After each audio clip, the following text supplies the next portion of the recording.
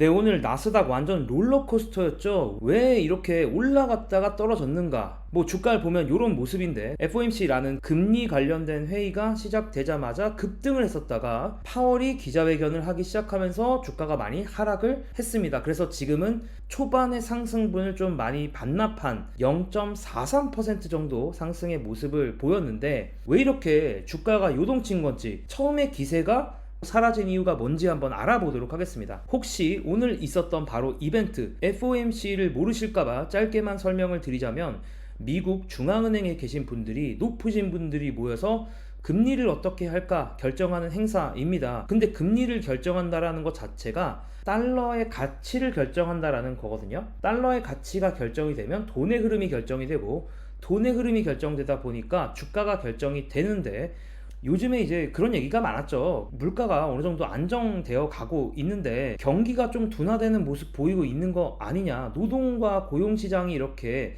둔화되는데 금리 인하해야 되는 거 아니냐, 이런 얘기가 되게 많았거든요. 자, 시장에서 25bp를 인하해야 된다. 25bp라는 거는 0.25%포인트죠. 아니면 50bp를 인하해야 된다. 뭐 이런 얘기가 팽팽히 맞섰고, 파월은 그 사이에서 상당히 갈등을 했었는데 결론만 얘기했을 때는 50bp 금리 인하를 결정했습니다. 그래서 0.5%포인트가 떨어져서 기준금리가 4.75에서 5.00 사이로 형성이 됐고요. 굳이 말하자면 시장의 예상치와 동일했고요. 이 결정 자체가 연준 위원들 중에서 11대 1로 결정이 됐다라고 합니다. 무슨 얘기냐면 압도적으로 50bp 금리 인하가 힘을 얻었다라고 볼 수가 있고요. FOMC라는 이벤트에서는 보통 성명서를 먼저 발표하고 이제 기자회견을 얘기하는데, 성명서에서는 어떤 얘기가 결국은 있었냐면, 미국의 고용이 둔화되는 모습이 보이고 있고, 이런 상황에서 인플레이션 어느 정도 잡혀 나가고 있으니까 우리는 고용을 위해서, 지금은 인플레이션보다 고용이 더 중요하니까 금리 인하를 선택했다, 이런 얘기가 나와 있어요. 그리고 연준이 매번 이 프로젝션 데이터, 점도표라고도 하죠, 자신들이 생각하는 예상 데이터를 이제 공개를 했습니다. 2024년 말에 생각하는 연준의 예상 금리가 6월만 해도 5.1%였는데 아니 9월에 4.4%로 엄청 많이 내렸어요. 그러니까 이거는 뭐 점도표 금리 인하라고도 하는데, 어쨌든 올해 말까지 연준이 금리를 엄청나게 많이 내리겠다라는 겁니다. 그 이유 자체가 고용 때문에 올해 말에 예상 금리를 낮췄다라는 거를 이렇게 이 점도표를 보고 알 수가 있고요. 그리고 이 4.4%, 물론 이게 미디언 값이긴 한데 어쨌든 2024년 말에 예상 금리가 4.4%라는 거는 금리 인하 앞으로 2번은 더 한다는 얘기죠. 그래서 이런 데이터들이 초반에 시장의 환호를 이끌어냈습니다. 자, 이제 파월 얘기를 좀 들어볼 건데, 오늘은 이제 김 파월보다는 제가 직접 설명을 드리고요. 좀 의욕도 있고 내피셜도 약간 있다라는 거 기억해 주시면서 얘기 한번 해보겠습니다. 언제나 그렇지만 굿애프터눈으로 시작을 해서 얘기를 하는데, 결국에 이번 금리 인하를 한 이유죠. 인플레이션이 더 올라갈 가능성은 이제는 예전 같지 않고 내려갔고, 노동시장이 더 안 좋아질 리스크가 커졌다라는 얘기를 하고요. 앞으로 뭘 보고 25라고 25bp 금리 인하를 할지, 아니면 50bp 금리 인하를 할지, 우리는 뭘 보고 판단하실 겁니까? 라고 물어보니까 여러 가지 대답을 했는데, 적절한 경우에 금리 인하를 더 빨리도 할 수 있고 더 느리게도 할 수 있고 일시 중지도 할 수 있다 라는 되게 아리송한 대답을 했습니다.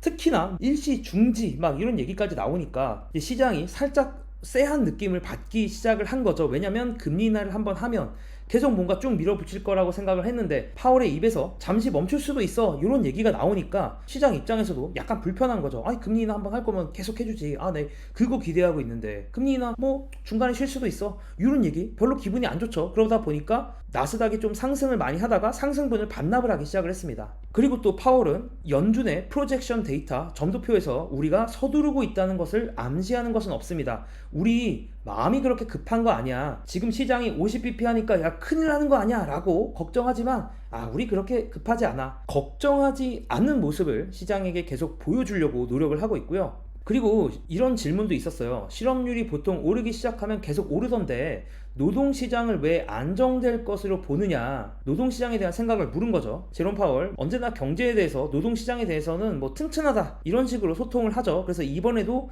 비슷한 식으로 미국 경제는 양호한 상태에 있고 안정적으로 성장 중이며 노동시장 역시 강력한 상태에 있으며 그런 상태를 유지하고자 한다라면서 노동시장에 대한 신뢰를 보여줬고요. 근데 뭐 이거를 안 좋게 얘기할 수도 없는 거니까 뭐 저는 뭐 여러 가지 생각이 들어요. 뭐 너무 당연한 얘기일 수도 있고. 그리고 계속 기자회견에서 사람들이 이제 50bp 금리 인하 하니까 금리 인하를 너무 강하게 한다는 것 자체가 경제가 흔들리는 거 아니야? 이런 걱정을 할 수 있지 않겠습니까? 그래서 그런 걱정에 대한 시선도 알기 때문에 50bp 금리 인하 쫄지 마야, 두려워하지 말라는 뉘앙스를 계속, 그런 뉘앙스의 설명을 파월이 계속 하고 있습니다. 파월이 어떤 얘기들을 또 했냐면 우리 경제의 장점을 유지하는 데에 전념하겠다. 그리고 우리는 정책 입장을 그냥 재조정한 거지, 재조정하면서 노동시장을 계속 강세적인 모습을 유지해 갈 수 있다라는 확신이 커지고 있다, 이런 얘기를 했어요. 뭐 말이 되게 복잡한데 한마디로 뭐 돌려서 말했지만 경제가 위험해서가 아니다. 우리 경제가 위험한 거 아니야. 경제를 더 튼튼하게 만들기 위해서 금리나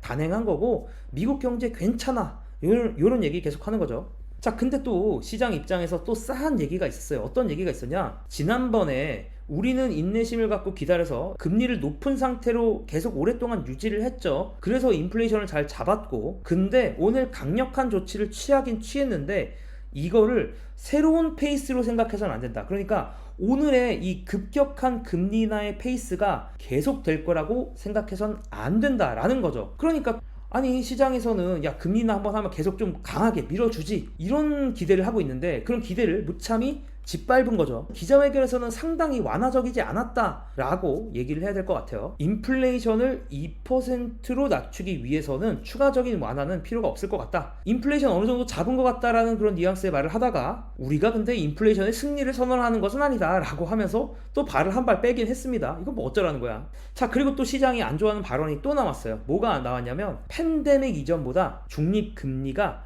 훨씬 높아진 것 같습니다. 중립금리라는 거는 경제를 너무 과열시키지도 너무 냉각시키지도 않는다라는 어떤 우리 마음속에 있는 그런 적당한 금리라고 생각하시면 되는데, 이런 그 적당한 금리가 예전보다 훨씬 높아졌다라는 식으로 말을 했어요. 자, 그러니까 다시 말하면은 앞으로 금리 많이 안 낮출 거다, 장기적으로 우리 금리 그렇게 많이 낮추지 않을 거야, 너네 너무 기대하지 마, 이런 식으로 얘기를 하니까 또 시장 입장에서는 차갑게 느껴지는 발언이죠. 왜냐면 더 완화를 시켜줄 것, 더 금리를 낮출 것으로 기대하는데 안 그럴 거다라는 뉘앙스를 자꾸 주니까 시장이 좀 나스닥이 쏠까 하다가 별로네, 에이씨 이건 뭐 어쩌겠다는 거야, 뭐 약간 요런 느낌으로 가는 거고요. 자, 그리고 7월쯤에 나왔던 그 일자리 데이터 값들이 정확했다면 7월에 금리를 인하를 했을 수도 있다라는 얘기를 했는데, 참고로 아시겠지만 최근의 일자리 데이터들이 원래는 처음에 발표될 때는 일자리가 되게 좋은 것처럼, 일자리가 많았던 것처럼 발표가 됐다가 이제 이런 데이터들이 시간이 지나면서 과거 데이터도 수정이 되거든요. 근데 과거 데이터 수정이 될 때 일자리가 더 적었던 것으로 발견이 됐어요. 요게 이제 시장에서도 꽤 충격이 있었는데 요거에 대해서